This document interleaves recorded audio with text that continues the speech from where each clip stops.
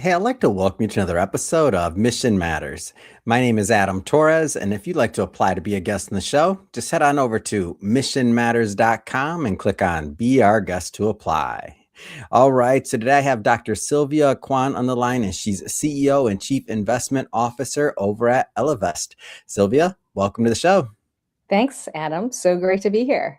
All right, we got a lot to talk about and catch up on. So We we're going to get do. into, of course, your explanation of what wealth care means, and we'll get into women's economic growth in general. I definitely need an update since the Milk and Global Conference in Beverly Hills. I understand that you were on a panel there. I did not get to catch that one, but I need to know how that went and what happened. You know me, I'm nosy. Gotta know. But before we get into all of that, we'll start this episode the way that we start them all, with what we like to call our Mission Matters Minute. So Sylvia, at Mission Matters, our aim and our goal is to amplify stories for entrepreneurs, for executives, for experts. That's what we do. Sylvia, what mission matters to you? Adam, what drives our mission at Ellevest is the belief that the world changes for the better when women have more money. So Mhm. we talk a lot about the gender wealth gap.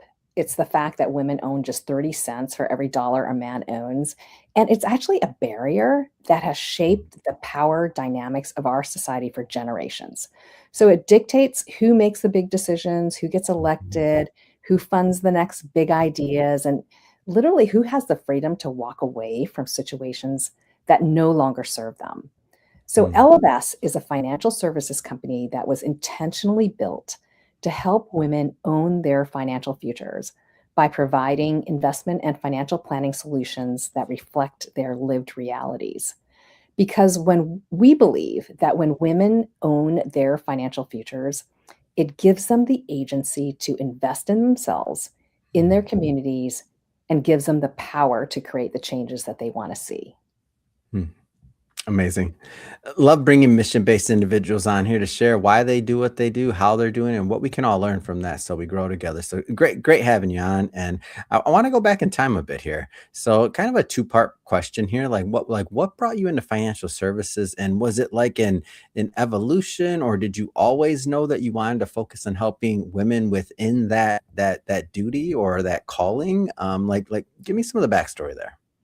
It definitely was an evolution. So Mm. I actually had no intention of going into finance. In fact, my father was a mechanical engineer turned stockbroker, and those were the days in the 70s where you did a lot of cold calling. So my Mhm. mother basically told my brother and I, is like, whatever you want to do, whatever career you choose, please do not follow in your father's footsteps. So I was like, That's kind of funny, actually. yeah, it is kind of funny. It's like, yeah, there's plenty of careers out there. Like, I don't have to think about finance. So I was a computer science applied math major and Mm. had every intention of going into a technology career, and decided in my senior year, after visiting companies, like, I don't think I'm going to like this. Mm. So I had to do a quick pivot, didn't know what I was going to do. Ended up at an investment bank kind of management training program where they allowed uh, people to spend 3 months in different areas of the bank. So it was, like, Mm. perfect for me. It's like, "Oh, I don't know what I'm gonna do now, so I get a chance to kick that can down the road for another 18 months and figure it Yeah. out." And literally, my last rotation was in the quantitative investment management team at the bank, and I was like, "Oh, this is great. I love this. I love the dynamic nature of the Wow. financial landscape." And that's really how my career in financial services started. Hmm.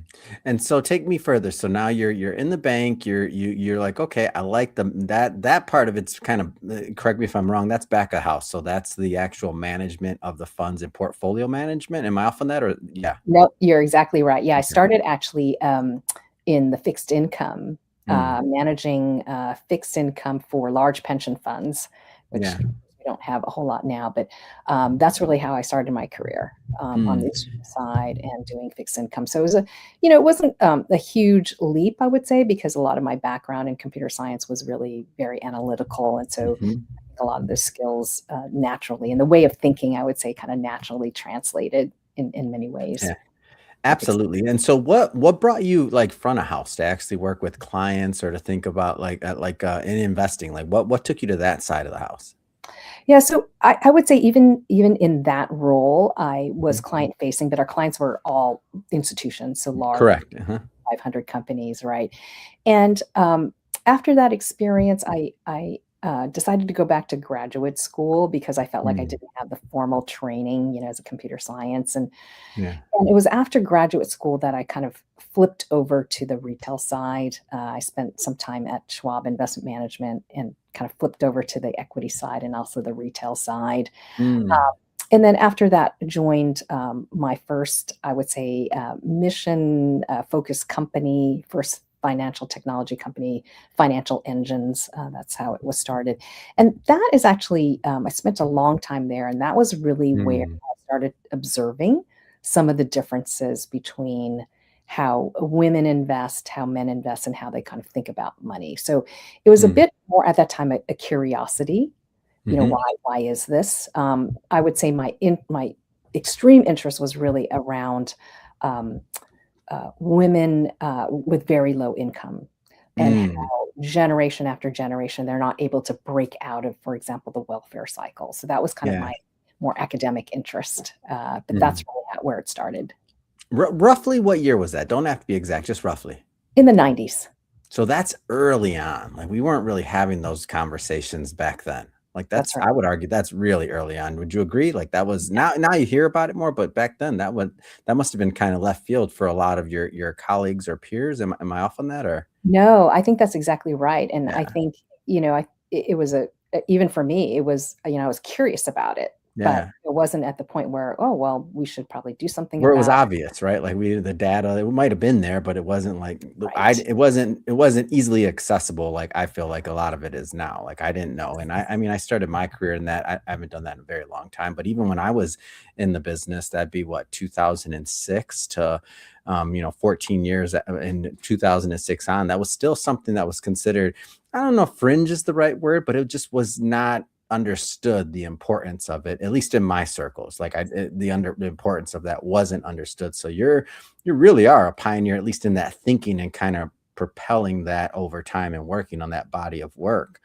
When did you know, like, was it a progression or was there a moment? When did you know like this was going to be an actual direction that you took and you were going to like spend, you know, a significant amount of your energy and time on this? Was it with the founding, or was it with, excuse me, Ellevest, or was it before that? When did you know? I think I knew a little bit before that. Mm. I started doing some pro bono work with women, so it was very one-to-one kind of thing, and Yeah. I knew that I was unlikely to start something bigger Mhm. to try to reach more people, but it was very, you know, from the ground up kind of thing. But Yeah. it really, things changed obviously when I joined Ellevest, because now Mhm. we're talking about, hey, how do we create a firm that is intentionally built for women from the ground up, and how do we reach, thousands of women instead of going Mm. one by one as we're doing. But and this was in 2014, 2015, and Yeah. even then, Adam, it's interesting when our founder, Sally Krawcheck, was raising to create this company. Yeah. Women, we were still asked, like, well, women are a niche market, right? Why would Mm. you go after a niche market, without kind of thinking about, well, actually, women are more than half the population. We're not a niche Does market. that count as a niche when it's half the It go ahead. doesn't. But It that does. is how it was viewed. It never made sense to me, like, because certain advisors or certain people, they were considered going after a niche, and I'm like, what do you mean? Like that's half there's no other niche with that quantity. What are you talking about? Exactly. Exactly. So the good news is, 10 years later, I'm hearing Yeah. that a little bit less, but in the beginning, it was, when I explain what we're doing, you're really focused on those. Oh, Yeah. that's nice, that you're Yeah. going after a niche market. And It's I'm like, what niche are you going after? Humans? What? I mean, I'm only accepting humans. I don't know about you, Sylvia. like, amazing. But we've come a ways. So a lot of different, and going back to that, like originally when you did join Ellevest, like talk about why you kind of went that direction and actually joined the firm, because technically speaking, with your background, with your experience, pedigree, all of those things, you could have easily went to it, or joined or been with another firm, or the firm you were at that time, and just focused on that yourself and built a, nice size business within another business that wasn't completely focused on that. And there's nothing wrong with that. I'm just curious about like what made you make that leap, because I think that's special. Yes. There are, especially today, Hmm. and I would say even even before Ellevest was founded, right? Many companies, especially some of the largest, fantastic investment firms that Absolutely. have really tried to reach this demographic, right? And so I feel like every firm now has a women's initiative kind of Hmm. inside that is really focused on women. And it is really the realization that despite these amazing efforts, the needle hasn't moved. Yeah. Women are still, sitting in cash, sitting on the sidelines of investing, and so something is not working, and Hmm. that's the realization, is that something is not working, and so the intent at Ellevest was like, "Hey, we're gonna start from the ground up Hmm. and build a firm that is specifically for women," and part of that is recognizing that most firms in the financial industry were by default, not by intention, by default, really built for men, Yeah. Hmm. and in our research, we did find that women have a different approach when it comes to money. They think about it differently. They want to engage with money differently and investing. Hmm. And so we felt it was very important to build that firm from the ground up that was really specifically for women. Hmm. That's how we felt we were going to move the needle. Yeah, I think that's a great transition. Let's get into wealth care, and maybe start by defining that and kind of what that means as an expanded functional approach. Yes. So one of my favorite topics here. So we launched this concept of wealth care earlier this year. It is, as you mentioned, an expanded approach to wealth management Hmm. that is focused on life outcomes, not just financial returns. Hmm. And so I like to think about it as a functional approach to wealth care, kind of Yeah. similar to a functional approach to healthcare. And so part of this is kind of recognizing that, our industry, the finance industry, it's just hyper focused on, driving returns, right? We talk about Hmm. optimizing portfolios and outperforming benchmarks and chasing alpha. And that's how success is measured. Hmm. And there is an unstated belief that if you can generate higher returns for your clients, that will lead to wealthier clients and Hmm. automatically leads to happier clients. Yeah. And that the correct financial solution is always going to be the right solution for clients. And what we found, certainly working with women, is that is not necessarily true. Hmm. And in fact, if that's all we're doing for clients is driving returns, like I think we are totally missing the point. Hmm. And so wealth care, I would say, is really a shift that prioritizes functional wealth and well-being. Yeah. And so what we're saying is our metric for success is not just returns. Of course, returns are important, but Hmm. it's outcomes or kind of return on well-being. Hmm. So when I think about kind of healthcare and sort of this parallel concept in healthcare, like we think about conventional healthcare, it's kind of a symptom-based approach to health, and it's Right. measured through things like, your heart function and your blood work and your cholesterol and blood pressure and things like that, right? Hmm. And so a functional health, though, focuses on kind of root causes and outcomes. And so if I have, let's say I have perfect blood work and perfect blood pressure, so like, Yeah. oh, I'm in excellent health, right?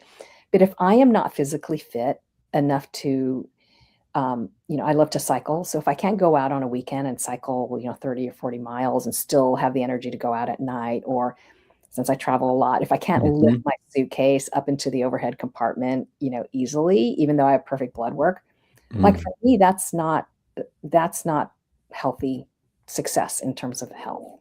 Yeah. So wealth care kind of applies the same functional approach to money. So instead of focus on, beating, did I beat the benchmark or not? We're really trying to focus on how a client's wealth meaningfully enhances their life, kind of Hmm. reduces pain points and anxiety. And so we're really seeking to maximize our clients' return on life and not just return on investment. Hmm.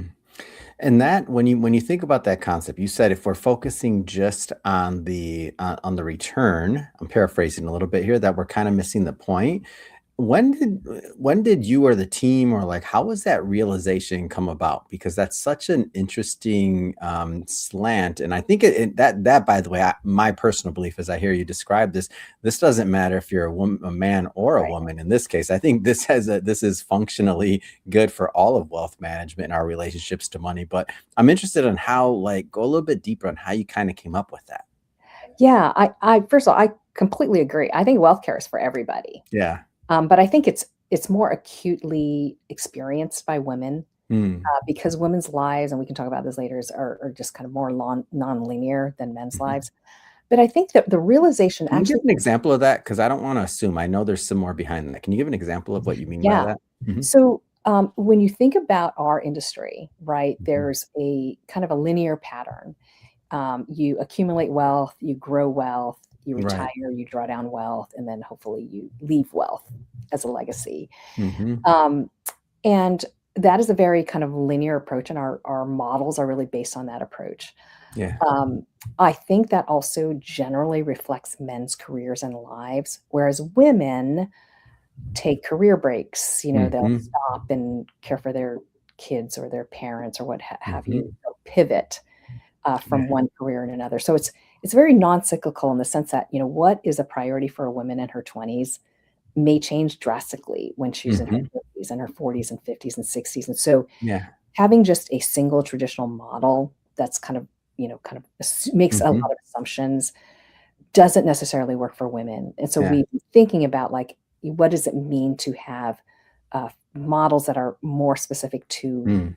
a life stage. And for people to understand too that this isn't like just a good to have. So just to break one quick thing down, and you can of course add to it. So when I started going, I go to the State of the Women every year at Marymount. They put out Mhm. this big study on it, and one of the things that I learned well after I was actually in that business is, and it made so much sense in retrospect. I'm like, how did I miss this? This is so silly. Is that for men, if you didn't, if you know you have a child, and let's say that you're probably taking a little bit of time off, but then you go back to work, so there's no meaningful decrease in your savings, your 401k, the amount that you're putting away. Not really. It kind of still goes in a very linear path, like you said. But if a woman takes off 2, 3, 4 years, 5 years maybe, to raise the child to a certain point before going back to work, 5 years of compound interest, we don't have to do the math on this one, but that significantly can decrease the amount that's in that 401k or retirement account. That's just one example. And that's a factual hard number. So we're not talking about, for everybody listening, we're not talking about just a nice to have. We're talking like the math. This is just math. If a man took 5 years off of his Absolutely. career and didn't put any savings away in their 401k, depending on when they did that, that would significantly, just by math, regardless of gender, that would be a significant decrease in what they'd have in retirement.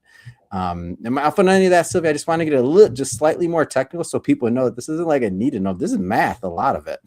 Yes. No, I'm glad you brought that up, Adam, because what we also found, or at least the research also found, that women who take a career back, often when they come back, even into the same career, Yeah, they're actually taking a pay cut. absolutely.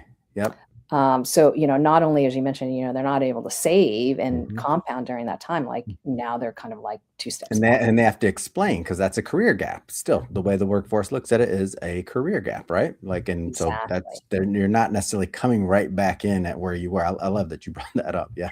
So Exactly. continue. I just wanted to get a little bit more granular on that, so people knew that this isn't like a what if. This is math too, a big Yes, part of it. it is. Absolutely. And then, not to pour on more bad news, but there's that gender pay gap, Hmm. where women earn, To 83%. compound it, right? If you do all the, if you put in all of those factors, women generally, aren't as set up for financial success as we believe Hmm. that they should be. But going back to your question, Adam, about kind of the realization, I think it certainly was our experience working with women over time. And so, Hmm. just to try and bring wealth care to life, Hmm. I can share a few examples of kind of like where this was like, wow, this Please, is a please. little bit eye opening. So one very easy one, I think that hopefully everyone can really understand is, um, we had a client who was a little bit older. and she had some amount left on her mortgage that she wanted to pay. Mm. And she said, what do you think about me paying off the rest of my mortgage? I think I'd really like to do that. Now, the right answer from a financial perspective is if your mortgage rate is low and hers was pretty low, like in the 3%, like you just don't pay it off. Like you can do better Yeah. by putting that money in the market. Like, that is the wealth maximizing answer. Like, do not pay off your mortgage early if you have a low mortgage rate. Right. But the anxiety that she had carrying that was very palpable. And so we figured out, okay, let's take a look at your whole financial plan. Let's figure out how we can do this, Mm-hmm. and you can still, live your best life. Yeah. And so we did, and she paid off her mortgage, and the difference in the lightness that she felt, not having this burden on Mm. her, enabled her to live her life more freely. And it was one of those kinds like, well, every advisor is going to say the answer, like, don't pay off your mortgage. But Right. from an outcomes perspective and from a well-being perspective, like that was not the right answer for this client. Mm. Another example, we had a client who was living in a no-tax state that was not, I would say, consistent with her values. Yeah. And she really wanted to move to another state that higher property taxes, higher cost of living, higher everything. Wow. She Mm-hmm. worked with a couple of accountants that said, no, you don't move, stay where you are because, from a tax perspective, like, Right. no go, don't It do was gonna this. hurt. Mm-hmm. Yeah. And for years, like, she would just stay put. And, in the state she was on, every call that we got with her, like you could sense, like we spent the first half hour talking about, you know, uh, just how anxious she was and how she didn't like Mm. the direction of things were going. And you could just feel it, the stress and the anxiety. And so Yeah. finally, again, we're like, hey, you can move to this higher paying site. You'll be fine. No, Mm. you need to move. And we just encouraged her to make that leap, which Mm. she did, more than a year ago. And now these calls are just totally different. You Yeah. can see, like, her whole aura is different. And she literally says, I am in my happy place right now. And so it's kind of like she has all of this wealth. And if you're not going to use it to optimize your well-being, like, what's the purpose?